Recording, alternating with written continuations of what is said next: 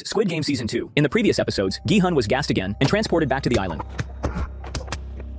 while Noel returned to the games as a soldier with a triangular mask after witnessing the suffering of the street artist's daughter battling blood cancer. Let's dive into it. Junho plans to track Gi-hun using the tracker embedded in his tooth. Boarding the captain's boat with his squad, they head toward the island's location. Meanwhile, Gi-hun wakes up in the same dormitory from the first season. He notices a strange woman staring at him. As he gets up, she addresses him by his number and tells him she senses he is carrying the weight of many unresolved burdens. I see the wandering souls trapped with you, unable to rest in death. You didn't come here of your own volition. Those vengeful souls dragged you here. And offers to help him clear his karma once they escape. She claims to be a shaman. Their conversation is cut short as staff members enter the dormitory. A square-masked staff member welcomes the new recruits to the games. He explains that over the next 6 days, they will participate in 6 games. Some players begin protesting, outraged by their abduction, while others complain about the cheap and unattractive clothing provided to them. Did you people strip me when you shoved me into this? And where the hell are my shoes? God damn it, that pair was limited edition. Look at this. The size is all wrong, and I hate the colors you're using. Can I have the outfit you guys are wearing instead? The pink's cute as hell. One player, a man from the subway station whose girlfriend is pregnant, demands his phone back so he can monitor his cryptocurrency investments. He yells, Do you know how much money I've invested? The staff member addresses him by name Young-gi and begins recounting his debts. Lee is revealed to be the former owner of the YouTube channel MG Coin, which promoted a cryptocurrency called Dalmatian. His promotions caused his subscribers to lose a combined 15.2 billion won when the currency collapsed. Afterward, Myung-gi shut down his channel and vanished. Now, he is wanted for fraud. The staff member's speech silences him, leaving his girlfriend stunned to see him in the games. The staff member continues, pointing out that every player in the room is in severe financial trouble. total debt 10 billion. 10 billion? Which one is it? What are you looking at? Think it's easy to get loans that large? They don't give out 10 billion to just anyone. You have to work in the big leagues for that. He then gestures to the ceiling, where a giant piggy bank is. He announces that after each game, cash will be added to the piggy bank, and at the end of the games, the total prize money will be 45.6 billion won. However, this season introduces a surprising new rule. After each game, players will have the option to vote on whether they want to continue or end the games. If the majority votes to stop, the prize money will be equally divided among the surviving players. Gi-hun, surprised by this new twist, asks for clarification. He looks directly at a surveillance camera, visibly skeptical of the change. During the briefing, one player is berated by his mother, Stop it, idiot! Ma, what are you doing here? That's what I was gonna ask you! who scolds him for participating in gambling games. Shocked, the player realizes that his mother is also in the dormitory. She joined the games to help pay off his debts. You're crazy. How could you drag an old lady into this? What if she were to follow something? Aren't you guys liable for that? Huh? The staff offers the players a consent form to sign for participation. Gi-hun steps forward to sign and carefully examines the rules. The updated consent form now includes 4 rules. First, a player is not allowed to voluntarily quit. Second, a player who refuses to play will be eliminated. Third, the games will be terminated upon a majority vote. In case of a tie, players will vote again. And the new 4th rule, if the games are terminated, the prize money will be divided equally among the players. As the players line up to sign the form, 2 men approach Myung-gi, pressing him aggressively. They reveal they are former subscribers to his channel and had invested significant amounts of money into the Dalmatian coin based on his advice. Furious over their financial losses, they demand he repay them, threatening violence if he refuses. Myung-gi brushes them off, coldly explaining that their investments were their own decisions. Whenever you're investing, in the end, it's up to you to make the final call based on your own judgment. Afterward, the players are led to a hall where their photos are taken. One player recognizes player 230 as the famous rapper Thanos. Word spreads quickly among the younger players, and soon a crowd gathers around him, begging for selfies. Hey, you want to get in on this too? Come on. A staff member intervenes, reminding them that only one person can take a picture at a time. Meanwhile, in the control center, the players' pictures are displayed on the floor. Upon seeing a transgender player, an elderly woman turns to her son and curiously asks about the girl. Someone's originally a man, but they transition into a woman after a while. I don't get why a man would want that. Shh, quiet. You're one or the other, that's just what you Can't say that, Mom, here. On the way to the first game, Gi-hun is approached by his old friend Jung-bai, who is shocked to see him alive. Jung-bai explains he hasn't heard from Gi-hun in 3 years. In the meantime, Jung-bai has lost his business and gone through a divorce. Gi-hun sternly advises him to take the game seriously and to stay behind him once the game begins. Meanwhile, Junho and his squad approach the source of the GPS signal. The captain expresses concern about Junho's heavily armed team, prompting Junho to explain. He reveals that he found someone who survived the games, but the guy was abducted and dragged back to the games. However, they managed to implant a tracker on him. As they get closer to the island, Junho explains that there must be infrastructure, such as roads and helipads supporting the games. They land and track the signal to its source, only to find a fisherman with the tracker in a can of worms for bait. The man confesses that someone at the dock handed him the leftover bait without explanation. Meanwhile, the players are brought to a large field for the first game, red light, green light. Feeling uneasy, Gi-hun discreetly checks his fake tooth and is alarmed to discover the tracker is missing. He quickly realizes he's in serious trouble. I'm fucked. In the control center, the front man is approached by an officer in a black jumpsuit who informs him that everything is ready for the first game to begin. On the field, Gi-hun stands in front of the players and warns them that this is no ordinary game. He insists that anyone who moves will be killed. Most players think he's crazy, We're all gonna die playing red light, green light? Really? but his stubbornness and serious tone begin to sway a few. Some players accuse him of trying to frighten them to gain an advantage in the game. I think he's just trying to freak people out. Then he wouldn't have to share the money. He could win all of it. Are you bastard? You're not fooling us! Meanwhile, Thanos flirts with a girl, mocking Gi-hun and making light of his warnings. As the game begins, Gi-hun takes charge, commanding the group on when to move and when to freeze. He cleverly covers his mouth with his elbow to prevent the doll from detecting his lip movements. Hold still! The front man observes the game while sipping alcohol and listening to jazz played by eerie mechanical dolls. What the hell are you doing? Is this actual friend of yours? No, never met him. The game progresses smoothly until a bee lands on the neck of the girl Thanos is flirting with. Thanos points it out, causing the girl to move. A gunshot rings out, and the girl collapses with a bullet through her head, proving Gi-hun's warnings were correct. Gi-hun quickly orders everyone to remain calm, but panic spreads among the players. One woman begins screaming and is immediately eliminated, setting off a chain reaction as several players try to flee. Chaos erupts, and many players are killed before Gi-hun manages to calm the remaining group. Hold still! The game's mechanics are revealed. The AI-powered doll detects movement with trackers in its eyes and announces the numbers of those who move to snipers stationed around the field. Player 188. The snipers then eliminate those players within their line of sight. Among the snipers is No Yul, who is stunned to spot the father of the sick little girl, the very reason she agreed to return to the job.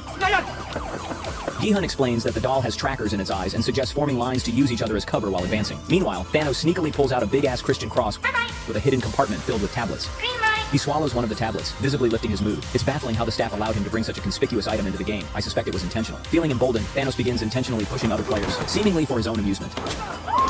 The pregnant girl struggles to keep going, visibly weak and unsteady. The old lady tells her to stay close, promising to take care of her. As the players inch forward, everyone moves in fear, except for Thanos, who gleefully enjoys the game under the influence of his Infinity Stones. Gi-hun and Jung-bai eventually make it to the finish line. However, a player near the end moves when another girl collapses on him. He begs for his life, explaining it wasn't his fault. A sniper shoots him in the leg instead of killing him outright, intending to keep him alive for organ harvesting. The injured player cries out for help, and Gi-hun, moved by his pleas, runs back onto the field to rescue him. Player 120 joins Gi-hun, and the trio makes a daring run for the finish line. They cross just as the timer reaches 0. However, as they celebrate, No Yul shoots the wounded player square in the head, shocking Gi-hun and enraging her colleagues involved in organ smuggling. Hey, number 11.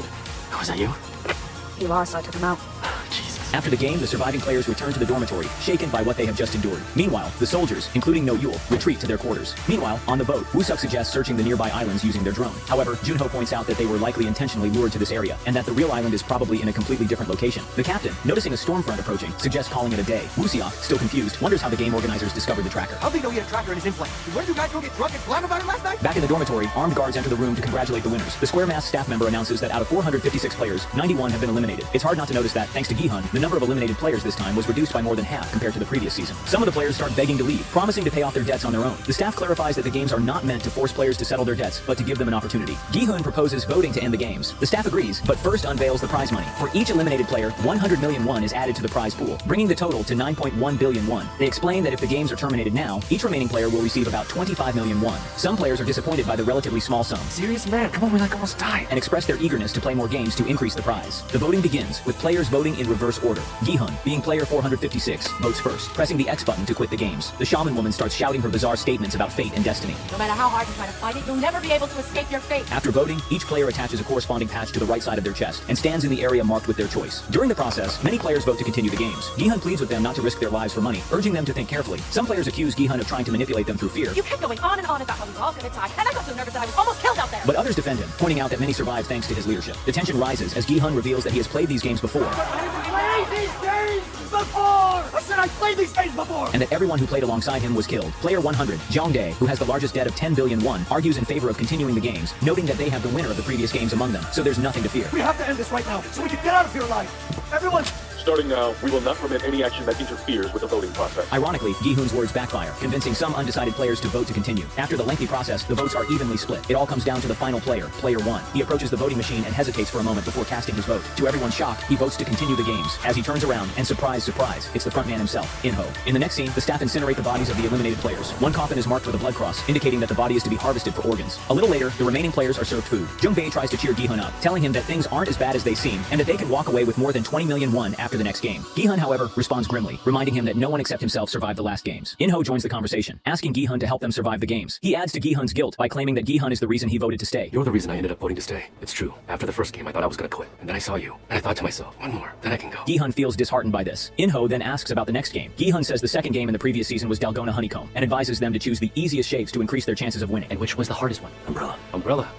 What? In-ho mocks Gi-hun, slyly mentioning that the players who chose the umbrella shape were totally screwed, perfectly aware that Gi-hun had been one of them. The group starts discussing tactics, and Jong-dae suggests keeping this information secret so more players will fail the next game, increasing the prize pool. However, Gi-hun firmly opposes the idea, stating that the only reason he returned was to save as many players as possible. He vows to warn everyone if the next game turns out to be Dalgona. Meanwhile, the elderly woman treats the pregnant girl with her egg, explaining that eggs are excellent for pregnancy. She reveals that she's delivered many babies in her neighborhood and can confidently tell the girl is pregnant. I knew, but the minute I saw the shape of your body and how you carried yourself, I could just see it. It's not what you think. She advises her not to compress her belly, warning it's too risky at this stage of gestation, and that she should stop trying to hide her condition. The frontman asks Gi-hun why he returned to the games after winning 45.6 billion won. Gi-hun explains that he doesn't feel like the money belongs to him. What point is there in thinking about it like that? After all, it's not like you killed anyone yourself, and that way of thinking won't help bring any of them back to life. Growing angry, Gi-hun accuses player 1 of voting to continue the games, claiming it's because of him that they're all stuck here. True. I was the last player to press O. It wasn't just me, though. There's 182 other people who wanted to stay here. Yeah, and 182 more of them who wanted to get the hell out of this place. If I hadn't pressed O, if I'd hit X and we'd all gone home, you think they'd appreciate what I've done? If one of these people ran into me years from now, do you think they'd say they were happy? happy I voted to go, that they ended up with a great life after all. Jung-Bai intervenes, attempting to de-escalate the tension by urging them to focus on their next move instead of blaming each other. Player 388 introduces himself as Dae-ho and asks to join Gi-hun's team. He admits that he was impressed by Gi-hun's performance during the first game. Hold still! That was awesome! The team hesitates at first, but when Jung-Bae notices a Marine's tattoo on Dae-ho's shoulder, he quickly accepts him. Jung-Bae, also a former Marine, bonds with Dae-ho, and the two quickly become friends. Meanwhile, Thanos and his new minion continue pressuring Myung-gi for their cryptocurrency losses. This time, they openly beat him in front of everyone. Despite the growing tension in the dormitory, none of the players, including the two Marines, dare to intervene. The frontman In-ho steps in and calmly asks the bullies to stop. When Thanos threatens him, In-ho effortlessly overpowers them, forcing the young men to beg for their lives. In a moment of barely restrained fury, In-ho nearly kills Thanos but stops himself. It's evident he harbors deep, hidden pain and anger. The other players applaud him, calling him a hero. Meanwhile, Jung-Bai discreetly hides his Marine's tattoo. Later that night, In-ho notices Gi-hun awake and approaches him for a conversation. The two apologize to each other for their earlier argument. In-ho then begins to share his real story, but he speaks in the present tense, as if his wife were still alive. My wife back home is very sick. He reveals that his wife was diagnosed with acute cirrhosis and desperately needed a liver transplant. During her hospital stay, they discovered she was also pregnant. Despite the risks, she chose to keep the baby, even though it could cost her life. Struggling to find a donor, In-ho borrowed money from everyone he could, but it was never enough. One of his oldest clients heard about his situation and offered to help by lending him money. While it wasn't technically a bribe, it appeared suspicious, and In-ho was fired from his job as a result. After I'd given them my best years. Entering the games became his last hope to save his wife and unborn child. I know what you meant,